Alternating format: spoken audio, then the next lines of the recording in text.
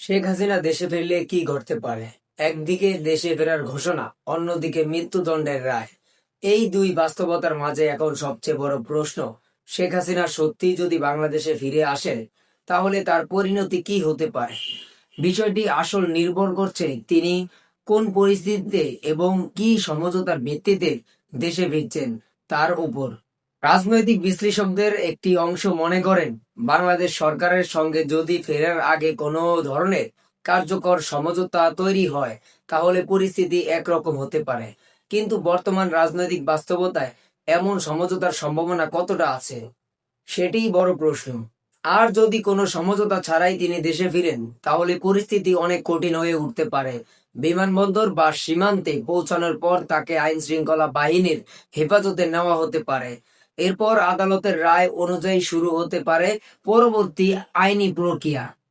এর পেছনে সবচেয়ে গুরুত্বপূর্ণ বিষয় হলো, মানবতা বিরোধী অপরাধের মামলায় শেখ হাসিনার বিরুদ্ধে ইতিমধ্যে মৃত্যুদণ্ডের রায় হয়েছে। ফলে দেশে ফেরার আগে তার সামনে আইনি ঝুঁকির বিষয়টি অজানা থাকার কথা নয়।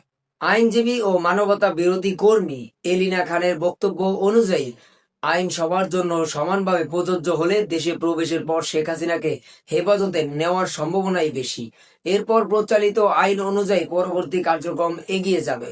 একই সঙ্গে রায়ের বিরুদ্ধে আপিলের বয়স সীমা নিয়েও গুরুত্বপূর্ণ প্রশ্ন রয়েছে। কিন্তু এখানেই তৈরি হচ্ছে আরো বড় রহস্য।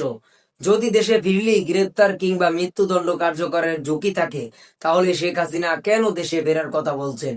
এর একটি সম্ভাব্য ব্যাখ্যা খুঁজে পাওয়া যাচ্ছে আওয়ামী লীগের বর্তমান অবস্থার মধ্যে। 2024 সালের গণ অভ্যুত্থানের পর আওয়ামী লীগ ক্ষমতার বাইরে।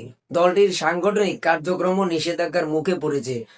শেখ হাসিনা সহ দলের অনেকেই নেতারা দেশের বাইরে অবস্থান করছেন বা আত্মগোপনে রয়েছেন। এই অবস্থায় আওয়ামী লীগের অস্তিত্ব এবং ভবিষ্যৎ নেতৃত্বে নিয়ে দলের ভেতরেই বড় ধরনের অনিশ্চয়তা তৈরি হয়েছে।